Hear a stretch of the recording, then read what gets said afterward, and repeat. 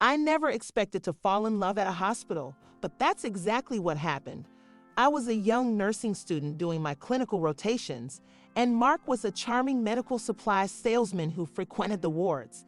His confident smile and easygoing nature drew me in, and before long, we were dating. Mark had big dreams and an infectious enthusiasm for life. He talked about owning his own business someday and living in a grand house. I was more practical, focused on finishing my degree and starting my career. But as our relationship deepened, I found myself swept up in his vision for our future. 2 years after we met, Mark proposed, and we began planning our life together. The housing market was booming, and Mark insisted we take advantage of it. "We need to think big, Emily," he'd say. "This is our chance to build the perfect home." We spent weekends touring new developments and poring over floor plans. Mark always gravitated towards the largest, most luxurious options. I tried to be the voice of reason, reminding him of our modest salaries, but he was convinced we could make it work. Finally, we settled on a sprawling 5-bedroom house in an upscale neighborhood. It had all the features Mark wanted: a gourmet kitchen, a home office, and a huge master suite. I fell in love with the sunny spot for a garden and the cozy window seat in the living room. It was more than we needed, but Mark assured me we'd grow into it. The price tag on our dream home was staggering. To make it work, we had to empty our savings for the down payment and take on a mortgage that made me queasy. The monthly payments would eat up most of our income, leaving little room for error. "Don't worry, honey," Mark said. "My career is taking off. We'll be able to handle it." I wanted to believe him, but a nagging worry persisted. Still, I pushed my doubts aside and signed the mountain of paperwork, committing us to 30 years of payments. Despite my financial concerns, I couldn't help but feel excited as we moved into our new home. It was beautiful, with high ceilings and large windows that let in plenty of natural light. I spent weeks arranging furniture, hanging curtains, and planting my garden. Mark and I hosted a housewarming party, showing off our new place to friends and family. Everyone was impressed, and I felt a surge of pride. Maybe Mark had been right about taking this leap. As the months passed, we settled into our new life. We welcomed our son, Jason, and I delighted in watching him take his first steps across the plush carpeting of his spacious nursery. The house began to feel like a true home, filled with laughter and love. However, the reality of our financial situation soon set in.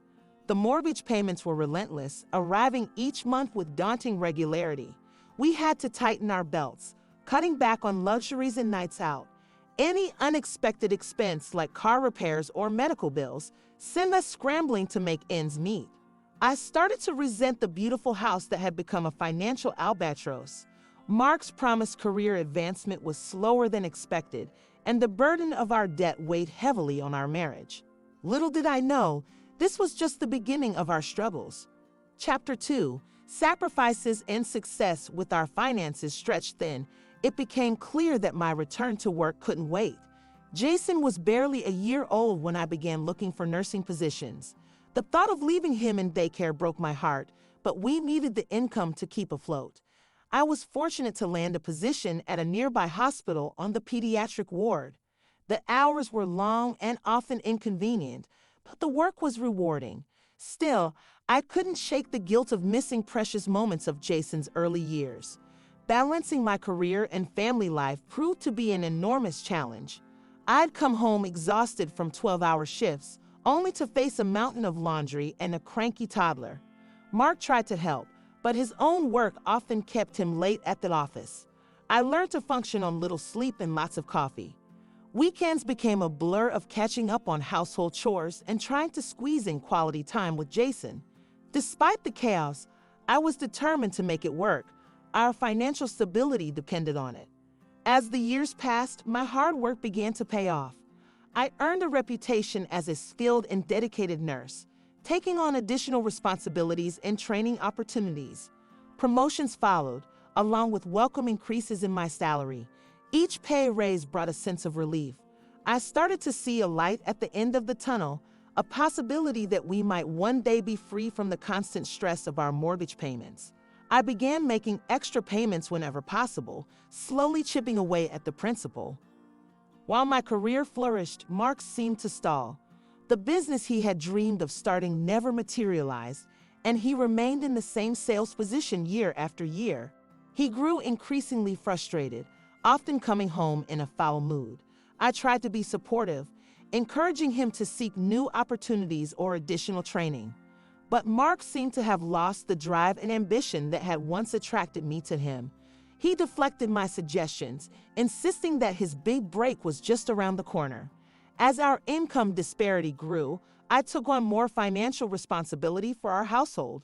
I managed our budget carefully, allocating every spare dollar towards paying down our mortgage.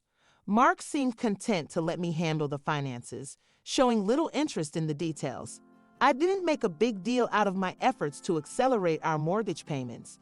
Part of me hoped that Mark would notice and appreciate the progress we were making, but he remained oblivious, focused on his own dissatisfaction with his career. Little did I know that my diligence in paying down our debt would soon become a crucial factor in the upheaval that lay ahead. Chapter 3: Empty Nest Syndrome. The years flew by, and before we knew it, Jason was heading off to college. I felt a mix of pride and sadness as we helped him move into this dorm room. Our once too big house now felt empty and quiet without his presence. Mark and I found ourselves alone together for the first time in nearly 2 decades. I hoped this might be an opportunity for us to reconnect, to rediscover the couple we had been before mortgages and parenthood consumed our lives. Instead of bringing us closer, Jason's departure seemed to trigger a crisis in Mark. He became restless and moody, complaining about missed opportunities and unfulfilled dreams. He started staying out late with colleagues, citing networking events that seemed to happen with increasing frequency. I tried to engage him, suggesting we take up new hobbies together or plan a vacation. But Mark was distant, brushing off my attempts at connection. He began spending more time at the gym and buying new clothes, as if trying to recapture his youth. As Mark withdrew, I threw myself into my work and my garden. The distance between us grew, our conversations becoming superficial and strained. We were like two strangers sharing a house, our once vibrant relationship reduced to discussing household logistics and updates about Jason. I struggled with feelings of loneliness and confusion. What had happened to the man I married? I tried to talk to Mark about my concerns, but he dismissed them, accusing me of overreacting. "We're fine," he'd say. "You're imagining problems that don't exist." Despite the troubles in our marriage, I continued to focus on our financial goals. Finally, after years of sacrifice and careful planning, I made the last payment on our mortgage. It was a momentous occasion, one I had dreamed about for so long. I planned a special dinner to celebrate, hoping to share this achievement with Mark, but he came home late that night, barely acknowledging the meal I had prepared. When I told him about the mortgage, he seemed unimpressed. "That's nice," he said, before changing the subject. His lack of enthusiasm stung, but I tried to savor the accomplishment for myself. We were finally free of the debt that had shaped so much of our married life. I dared to hope that this financial freedom might open up new possibilities for our future together. With the mortgage paid off, I turned my attention to planning for our retirement. I started researching investment options and dreaming about the trips we could take. Maybe we could downsize to a smaller home and use the equity to fund our golden years. I tried to involve Mark in these discussions, but he showed little interest. "We've got plenty of time to think about retirement," he'd say, brushing off my attempts to plan. His apathy worried me, but I chalked it up to his ongoing midlife crisis. Little did I know that Mark had very different plans for our future, plans that would shatter the life we had built together. Chapter 4: The Betrayal. It was a quiet Sunday morning when Mark dropped the bombshell that would change everything. I was sipping coffee and reading the paper when he cleared his throat and said, "Emily, we need to talk." His words sent a chill down my spine. Mark's face was a mask of forced calm as he continued, "I want a divorce. I'm in love with someone else, and I want you to move out of the house." I sat there, stunned into silence. The mug slipped from my hand, spilling coffee across the kitchen table. How could this be happening? After all these years, all we had been through together. As if the shock of Mark's announcement wasn't enough, he insisted on introducing me to his girlfriend, Amber. She was everything I wasn't. Young, carefree, with a bubbly personality that seemed at odds with Mark's recent moodiness. Amber worked at Mark's company, a recent hire in the marketing department. She gushed about how she and Mark had connected over their shared love of adventure and spontaneity. I sat there, feeling old and invisible, as they talked about their plans for the future, plans that didn't include me. Mark wasted no time in pushing for my departure. He wanted me out of the house within a month, insisting that I find an apartment while he and Amber settled in. The audacity of his demand left me reeling. "But this is my home," I protested. "I've lived here for 20 years. Where am I supposed to go?" Mark's response was cold and dismissive. "You're resourceful, Emily. You'll figure it out. Besides, you're the one with the big career. You can afford it." His callousness hurt more than the betrayal itself. How could the man I had loved for so long be so cruel? Realizing I needed to protect myself, I made an appointment with the divorce attorney. The lawyer listened to my story with a sympathetic ear before asking about our financial situation. As I detailed our assets and the history of our mortgage, her eyebrows raised. "Mrs. Johnson," she said, leaning forward, "can you tell me whose name is on the deed to your house?" I paused, thinking back to the mountain of paperwork we had signed so long ago. I'm not sure. I assumed it was both of us. The lawyer's next words would change everything. "We need to look into that immediately. It could make a significant difference in your case." As we dug into our finances, more surprises came to light. Mark had been hiding significant debts, credit cards maxed out, a personal loan I knew nothing about. It seemed his lavish spending to impress Amber had left him in a precarious financial position. I was shocked and angry. How could he have been so irresponsible? All those years of careful budgeting and sacrifice, and Mark had thrown it all away on his midlife crisis. The final blow came when we uncovered the truth about our home's ownership. Due to a quirk in how we had applied for the mortgage, the house was solely in my name. Mark had no legal claim to it at all. As the reality of the situation sank in, I realized that the tables had turned.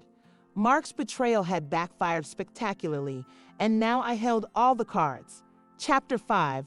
Sweet justice. Armed with the knowledge of my sole ownership of the house, I confronted Mark. The look of shock and disbelief on his face was almost comical. He sputtered and protested, insisting there must be some mistake. "No mistake, Mark," I said, my voice steady. "The house is mine.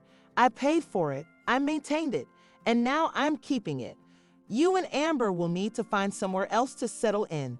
Mark's face turned red with anger. "You can't do this to me. I'll fight you in court." I smiled, feeling a surge of confidence. "Go ahead. My lawyer is looking forward to it." As the reality of his situation sank in, Mark's demeanor changed dramatically. Gone was the cold, dismissive attitude. Now he was all apologies and excuses, trying to convince me that he had made a terrible mistake. "Emily, please," he begged. I wasn't thinking clearly. "We can work this out. Give me another chance." But it was too late. The Mark I had loved was gone, replaced by this desperate, selfish stranger. I stood firm, unmoved by his pleas. Years of resentment and hurt had hardened my heart against him. In a twist I hadn't seen coming, Amber's true colors were revealed. As soon as she realized that Mark didn't have the financial security she had counted on, she quickly lost interest. I overheard them arguing one night, her voice shrill with disappointment. "You told me you were well off," she accused. "How am I supposed to live the life I want with you if you're broke?" Mark's reply was pathetic. "But baby, we can still make it work. Emily will come around, you'll see." I almost felt sorry for him. Almost. The day Mark moved out was surreal. I watched from the window as he loaded his belongings into a rented truck, Amber nowhere in sight. The young woman who had briefly threatened to steal my life had vanished as quickly as she had appeared. As the truck pulled away, I felt a complex mix of emotions. There was satisfaction, yes, at having protected myself and my home, But there was also sadness for the end of a relationship that had once meant everything to me. I walked through the empty rooms of the house, remembering the dreams and plans we had shared when we first moved in. So much had changed, but I was still here, stronger than ever. In the weeks that followed, I began to embrace my new life as a single woman. I redecorated the house, erasing the last traces of Mark's presence. My garden, always my sanctuary, became a symbol of my resilience and growth. I reconnected with old friends and made new ones, filling my life with positive relationships. Chasen, concerned about the divorce, visited often. Our bond grew stronger as I shared with him the lessons I had learned about self-reliance and standing up for oneself. As for the house, I decided to stay. It was no longer just a symbol of past struggles, but a testament to my perseverance. Each room held memories, but now they were infused with a sense of my own strength and independence. I took up new hobbies, joined a local book club, and even started a small side business selling handmade crafts. The financial freedom I had worked so hard to achieve allowed me to explore interests I had put on hold for years. One sunny afternoon, as I sat in my garden sipping tea, I reflected on the journey that had brought me here. The betrayal and pain had been devastating, but they had also forged a new path for me, one where I was the author of my own story. I had learned to value myself, to recognize my own worth, and to never again let anyone diminish my sense of self. The house, once a symbol of overwhelming debt and marital strife, was now a place of peace and renewal. As I looked out at the blooming flowers, I felt a profound sense of gratitude. Life had taken unexpected turns, but I had emerged stronger, wiser, and more determined than ever to live my life on my own terms. The future was wide open, full of possibilities, and for the first time in a long time, I felt truly free.